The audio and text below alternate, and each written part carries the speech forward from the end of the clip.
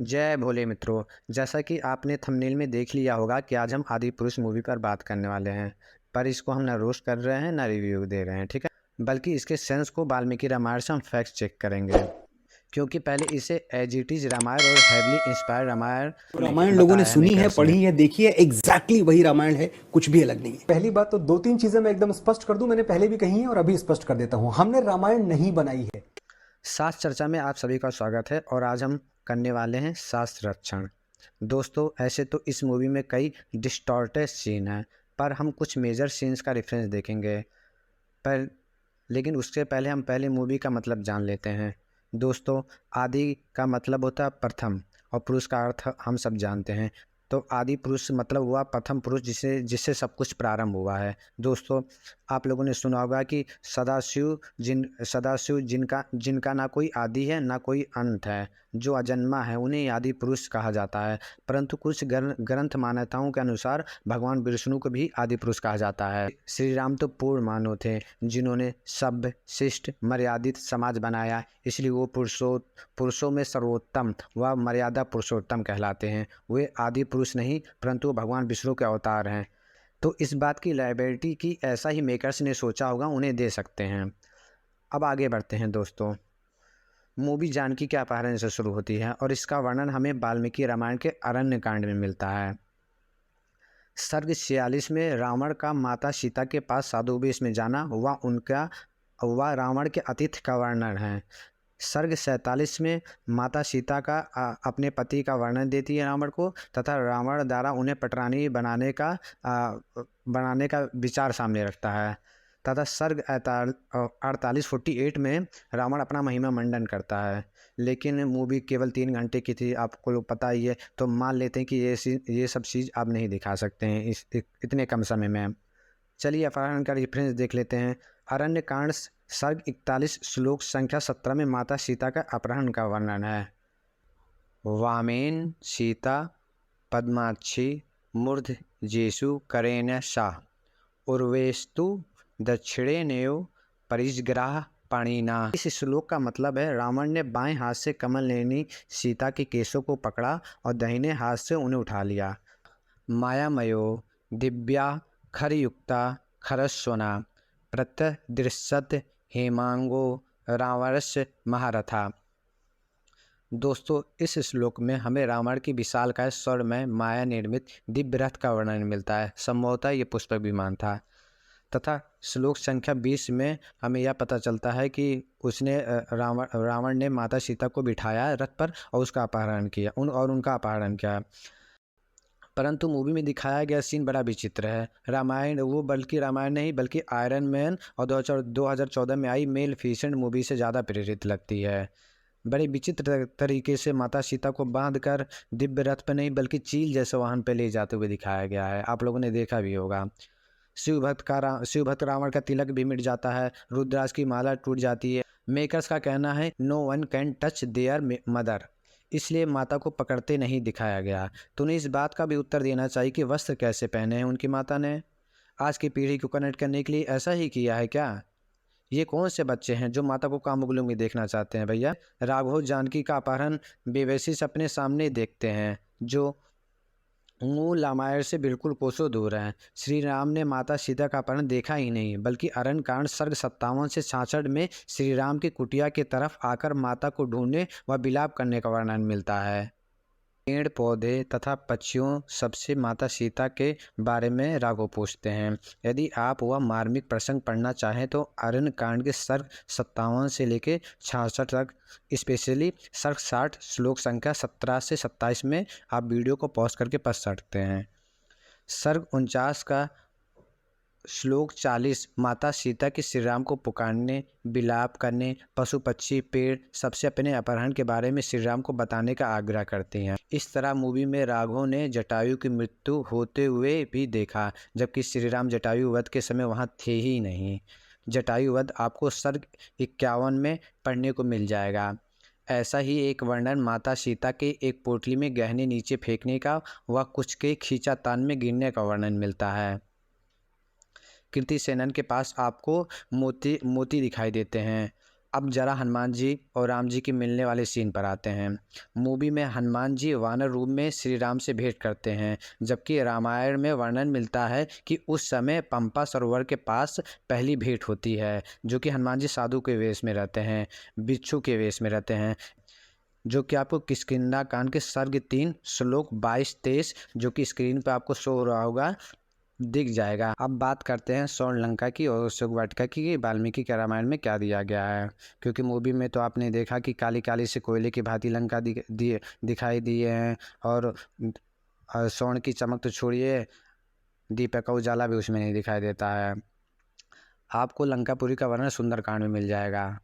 सर्ग 2 श्लोक संख्या 5 में हनुमान जी का लंका में पहुंचने का वर्णन है, जो कि एक सुंदर फल फूलों वृक्षों पक्षियों से भरी लंका दिखाई देती है।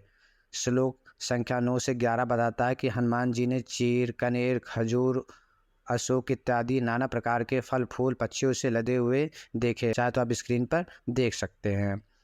लंकापुरी का इतना बखान किया गया, पर आदि पुरुष के मेकर शायद इसको पढ़ना भूल गए और सोने की लंका को काला काला कोयले की भांति दिखा दिया। अशोक वाटिका भी मूवी में बड़ी वीरान सी दिखाई दी है। आप इस श्लोक को देखिए। इस श्लोक का मतलब है कि इस निर्दयी रावण का यह सुंदर उपवन नेत्रों को आनंद देने वाला और मनोरम है।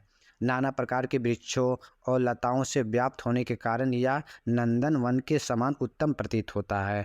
मूवी में दोस्तों ऐसे बहुत सी डिस्टॉर्टेड सीन आपको दिखाई देंगे। अब आप एक सीन की बात कर लीजिए, जैसे कृति सेनन बजरंग को अपना कड़ा उतार के देती हैं राघव को देने के लिए, लेकिन ऐसा कुछ नहीं हुआ था वाल्मीकि के रामायण में। वाल्मीकि के रामायण में माता सीता अपना चूड़ामणि देती हैं। अब आप सोच रहे होंगे कि क्या फालतू बात कर रहा हूँ कि कड़ा दिया चूड़ामणि दे। भाई फालतू बात नहीं, सही बात है, फ़र्क पड़ता है। और फ़र्क ये पड़ता है कि जो माता के पास जो चूड़ामणि था वो उनको सुमित्रा माता ने मुँह दिखाई में दिया था जब उनकी शादी होके आई थी।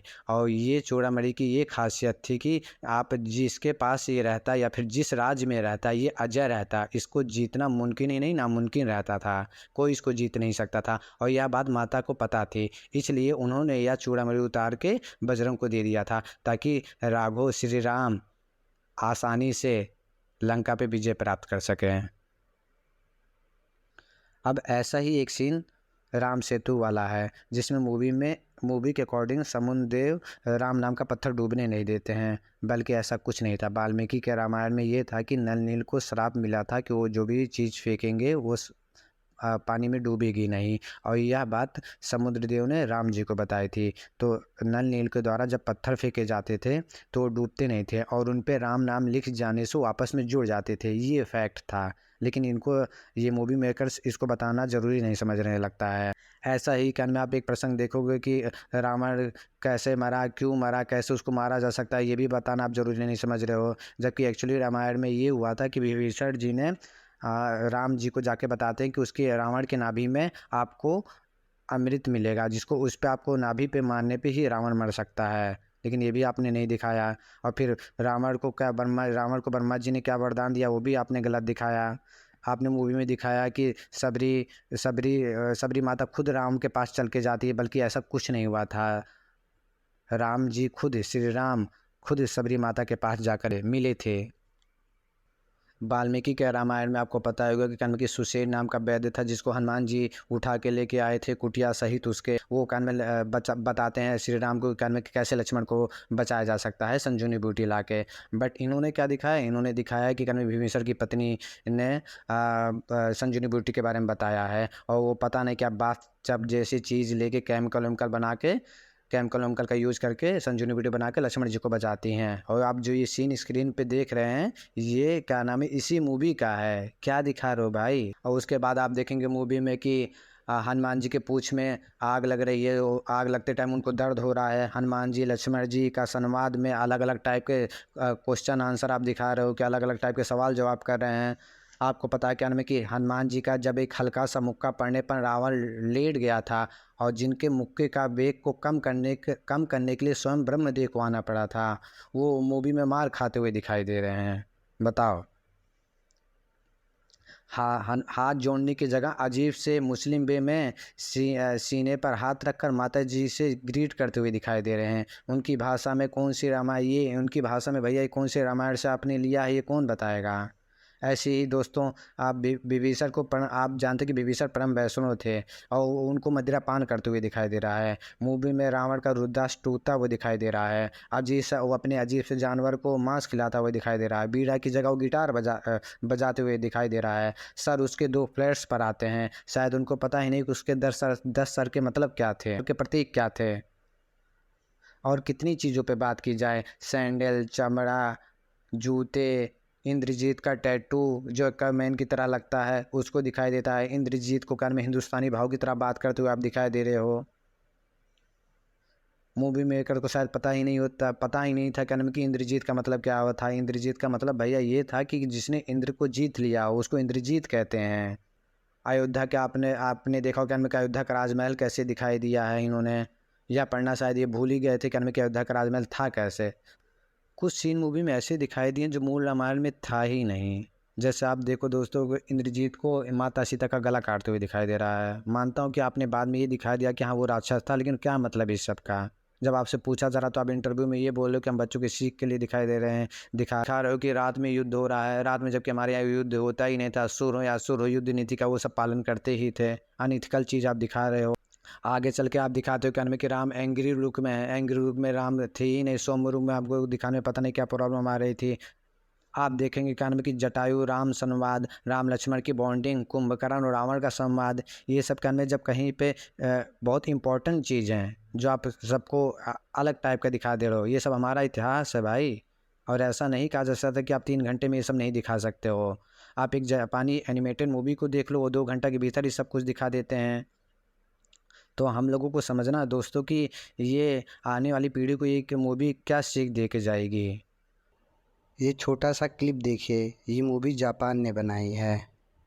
वंदनम करोमि पामर अवसर प्राप्त महान, जननी हम रामदूत हनुमान, जननी हम रामदूत तो हमारे शास्त्रों की रक्षा करना हनुमान। हमारा धर्म और कर्म दोनों बनता है, और काल नेमियों से बचाना भी। लेकिन मूवी के राइटर कहते हैं कि रामायण बच्चों के लिए उनके टाइम के हिसाब से बनाई है, पर हमें रामायण को अपने बच्चों के हिसाब से नहीं, बल्कि बच्चों को रामायण के हिसाब से हमें बनाना है। वीडियो दोस्तों बहुत वैसे भी लंबा हो गया है, तो आज के लिए इतना ही काफ़ी है। यहीं पे हम विराम देते हैं। लेकिन आपसे एक विनती है कि आप अपने धर्म ग्रंथों को पढ़िए और अपने बच्चों को पढ़ाइए, वरना हिंदू की आस्था को कैश करने वाली काल नेमी हमेशा धर्म ग्रंथों और हमारी भावनाओं के साथ खेलते रहेंगे। आज के लिए इतना ही। मिलते हैं नेक्स्ट वीडियो में। जय श्री राम दोस्तों, जय भोले।